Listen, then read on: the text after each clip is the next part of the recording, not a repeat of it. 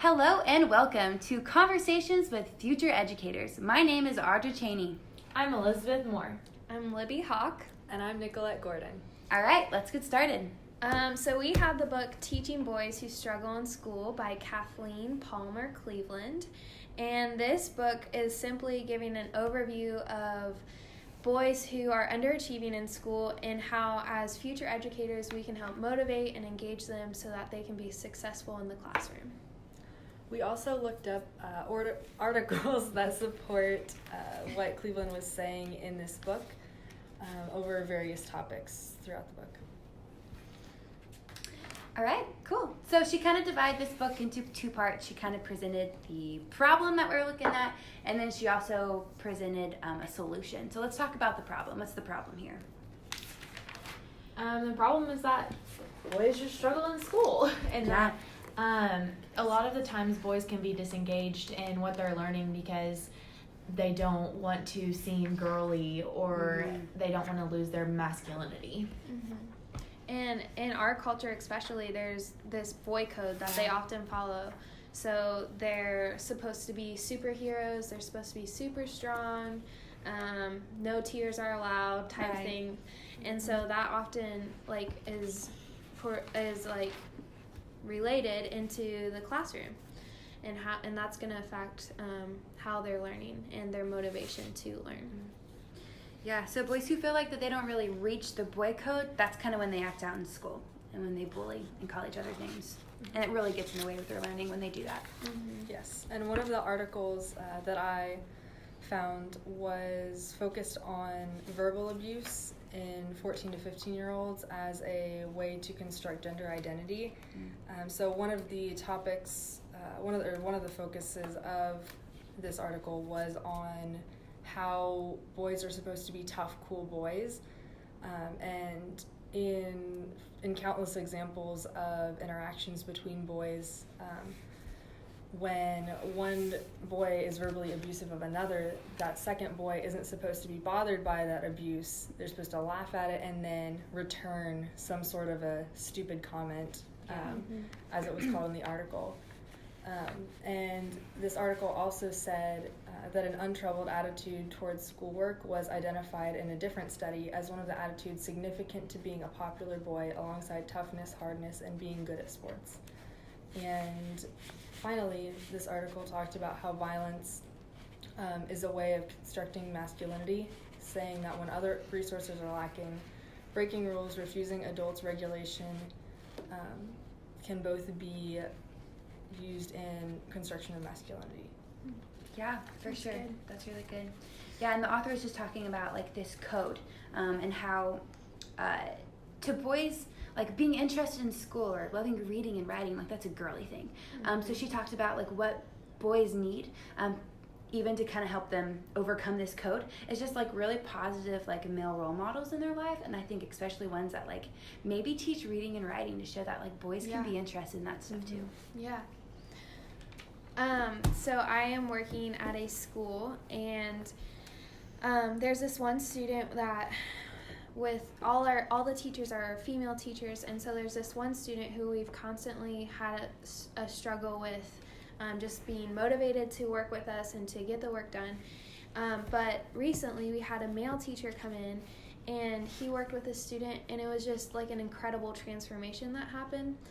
There was still kind of a struggle between them, but there was also an engagement that happened, which was really interesting to see. And so I think that's just there definitely needs to be an increase in male role models within our education system. And because there is that girly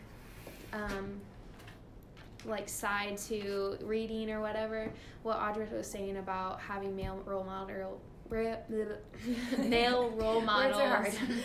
in literacy will be very essential and vital to teaching them.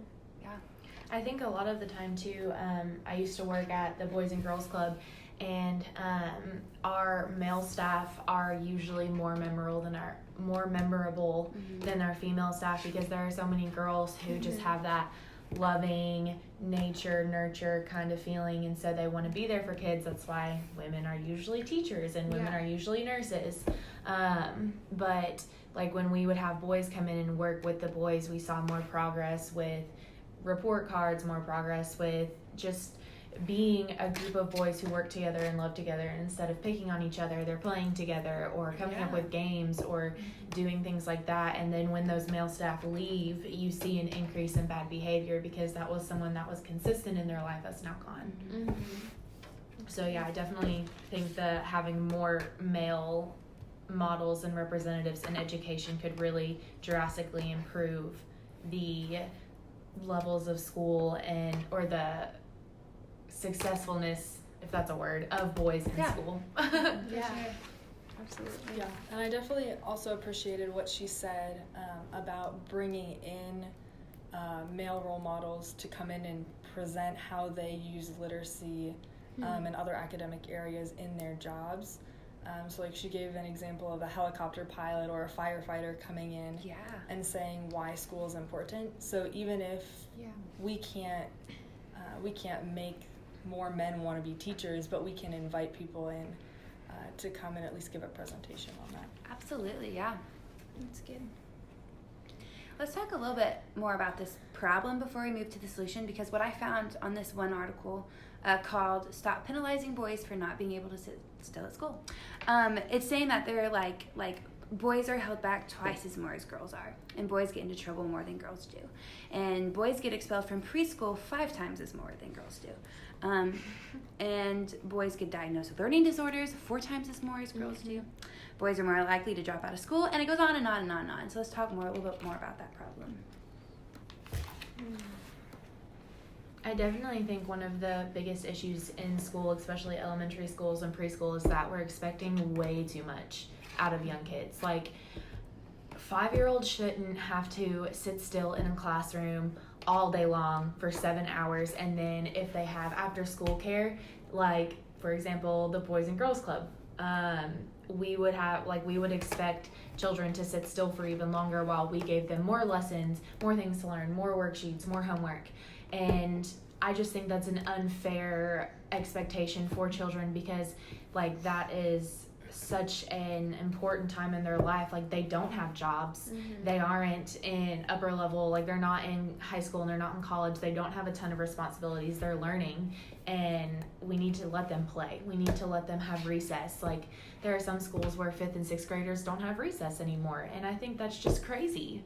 Like, we expect them to just sit still and listen to someone talk all day when they need to get out and do something. It's not that they have ADHD, it's that they're kids. For sure, and I feel like some girls could, but like boys definitely are not wired to sit still for that long. They want to be outside and playing and running around and having social interactions, not just sitting in a chair and listening to a teacher talk all day. Totally. And so from that, like having that at a young age, like they're kind of developing like, oh, I don't like school, or this isn't interesting, or exactly. I don't want to be here. So then that's going to lead into this same kind of mentality into like their middle school years, and then into high school potentially. Like, school's not fun. I don't want to be here, so I'm not going to be motivated. I'm not going to work hard.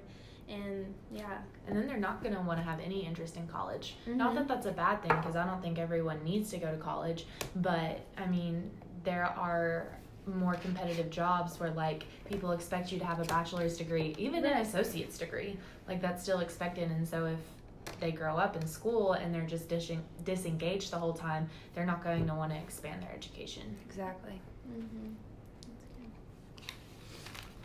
Any last thoughts on the problem? We should probably touch on the 4 different learning styles that she talked about. Yeah. So basically, the author has 4 different learning styles. One is sensing thinking, who are motivated by getting things right and collecting and sorting information. Second, she has an intuitive thinking learning style, which is motivated by mastering knowledge and just enjoying an intellectual challenge. Third, she has sensing feeling, who are motivated by interacting with others and just using their knowledge to better the world around them. And then finally, she has intuitive feeling, who are motivated by making a difference in people's lives and being able to express these ideas in different ways.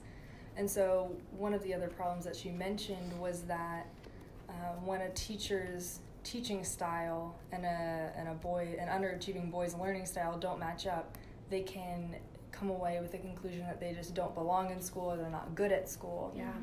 But it's really the teacher's responsibility to be able to involve boys and girls who are in all of these 4 different learning styles. Yeah, that's good. And that's a really good segue into, okay, now how do we help and engage these boys with all these learning styles? And I found in one of the articles I read, I found a quote from John Locke, literally in 1693. Okay, 1693. He said that, so boys of the upper class had poorer language skills than girls in the upper class. And John Locke, literally, 1693, said that this is his words, not to be so much their fault as the fault of their education. So already even then, teachers weren't engaging boys in the classroom. In 1693, my friends. That's definitely crazy. a pattern. I think that something stuck out to me in the article that we had to read called A Diploma Worth Having by, wow, I just had it pulled up. Where did it go? Okay, by Grant Wiggins. It talked about just like in schools, we're not teaching practical skills for life outside of like college. Like if for the kids who go to high school but they don't want to go to college, like they want to be a welder or a mechanic or someone who works with wood or anything like that, like having those practical skills. I think that if we put those into schools, that boys would be better engaged. In Cleveland's article, she wrote about like the reasons why boys hate school, and it was like taking notes and doing homework and having to listen to someone talk and being in a seat all day. And so if we're implementing classes like shop, which I know a lot of schools have, or like in High School Musical, Troy is running across trying to hide from his dad, I think, or something, and he runs through Chad, his best friend Chad. Yeah. Because he started his friend. singing and Chad did not like that. Yeah.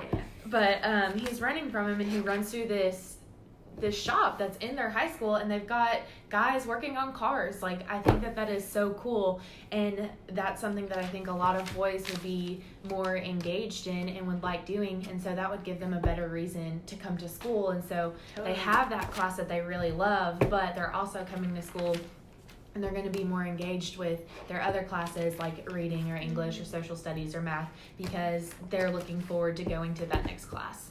Totally. And it was his dad. I apologize. Yeah, it was one of the two. Yes. I think that like what we've talked about in class about differentiated instruction and then PBL learning, like I think incorporating that is definitely going to help empower students, especially boys, to be motivated to work. Totally. Yeah, and I definitely think another thing, like you guys were saying, is to include real world relevance in like across subjects. And just because, I mean, if you give an underachieving boy a Shakespeare play, he may not really find that as engaging as if you give him some sort of a book, a how-to book about something that he's interested in. So I think that it would be really helpful if schools would value more forms of literacy than just reading the classic literature. Yeah, definitely. And one article I found is just saying like, okay, what are ways to help engage boys in activities in the classroom? And it's activities and lessons that result in an end product, like a booklet or a catapult or a comic strip or a poem, or when there's a combination of competition and teamwork. So I think that just teachers need to put that extra effort into implementing more hands-on things in their classroom. I definitely think administrators need to do a better job at that as well, and include things like that in budgeting, or even like state legislator, or even just the federal government pouring more money into schools to increase scores and stuff on education and put emphasis on that, to where like we are getting people out of high school who are ready to go into the workforce that won't necessarily go to college. But instead of just focusing on college readiness, we're also focusing on practical skills and what they're going to do outside of college. Yeah. That's good. All right. Great conversation, guys. See you next time. Yes.